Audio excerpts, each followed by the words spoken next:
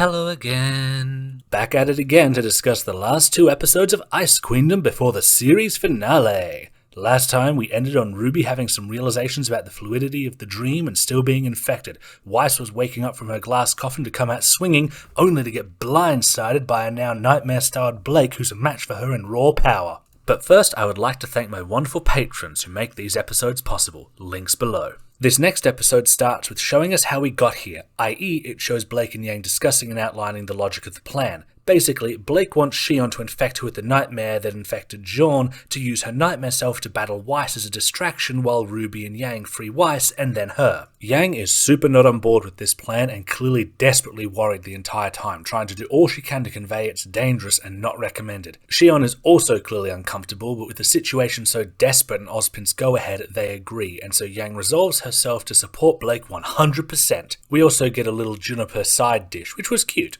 Yang's made to leave as Blake is infected and confronted not by a shadow of herself but by Adam, which says a lot. He questions her resolve, but Blake affirms that she trusts her team and doesn't regret a thing before being engulfed. We then see an epic transformation sequence followed by Blake unleashing the White Fang on the Kingdom, her nightmare self being far more chaos reigns in comparison to Weiss's carefully constructed castle of issues. Yang tries to go back, then retreats and eventually, grudgingly, books it and picks up Jean's cloak along the way. She's almost attacked by the nightmare vines, but, well, I can see why people think it was Blake stopping the vines over a cloak we didn't see until after they pulled back from their attack. Yang then picks up RWBY and they have a cool chase sequence as Yang resolves to distract the Nicholas statue, Blake and her White Fang war with Weiss and her robots, meanwhile Jean and the baby Weisses deal with the night and stumble around on the sword again, and I just noticed I can't see Pyrrha anywhere. Also, RWBY freaking shoots poor Batley. This show really is violent to cute things, and is then shown confronting the nightmare at the end of the episode. Blake's decision to accept the nightmare is both allowing it to spread quickly, but leaving her with more agency. She is also reading Weiss the full-on riot act, so kudos to those who guess Blake had some tea to spill. This is also proving surprisingly effective at shaking Weiss out of her nightmare state by basically bold-facedly calling her on everything while also being out of character, which is very interesting. And that's where we leave things. Some quick details and insights. Yes, I also saw the animation suffer in some spots. I've been told this will be improved for the Blu-ray, and this just happens with Shaft sometimes, but the parts that were well animated were divine. Or demonic. Beyond that, I'm still a bit iffy on Blake's leggings. The rest of the outfit looks good, and it looks much better in motion overall, but still.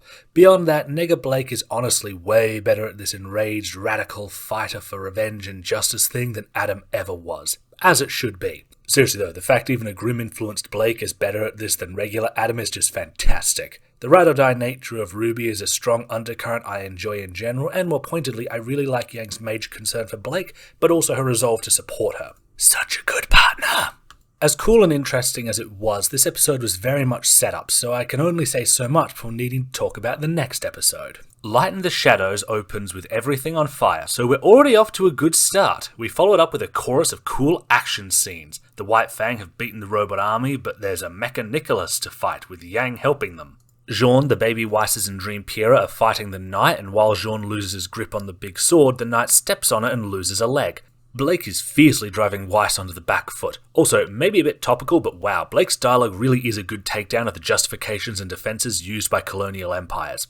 Also, aggressively forcing Weiss to try and defend her beliefs helps start snapping her out of the nightmare, as the nightmare and her real self can't align. RWBY is struggling with the nightmare grim, but recalls Weiss's advice about fighting in shadows. Mecha Nicholas has laser eyes!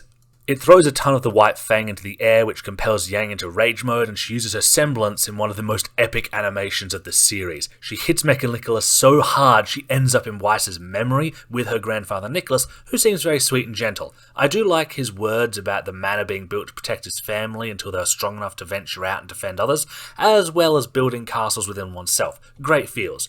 He did still build a palace though. The baby Weisses and Pyrrha use their semblances to help Jean wield the sword so he can break the night, and more of the dream fades as it begins falling apart. RWBY figures out that the Grimm is somehow hiding in the shadow of her dream self, hence Crescent Rose shooting backwards and seems to destroy it, but she also gets grabbed, possibly by the one inside her, not sure. She ends up unleashing the silver eyes in an epic display that knocks her out for a minute. This frees Weiss and totally disintegrates the Grimm when it leaves her.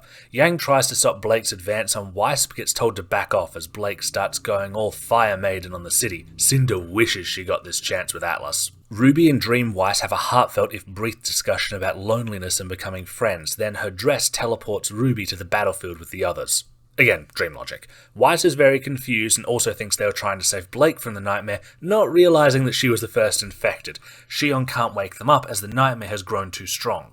This leads to a brief scuffle, and when Yang breaks some of Blake's mask, Blake calls out to her and Yang encourages her to awaken. Blake gets out Shion's coin and is able to start clawing her way out of the nightmare self with Yang's help. Legit looks like they're gonna kiss here.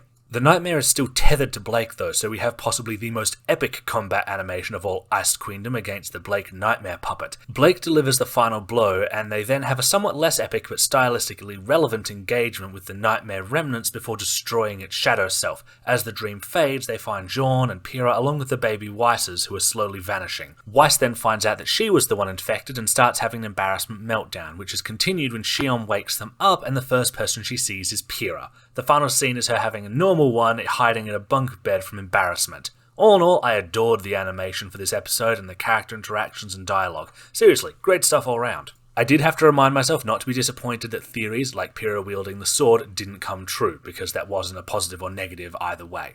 I do feel that given the next episode is apparently V2's opener, that this means RWBY being infected after it receded didn't amount to much regardless, and I am still a bit flummoxed on how the Shadow Grim caught her if she shot it.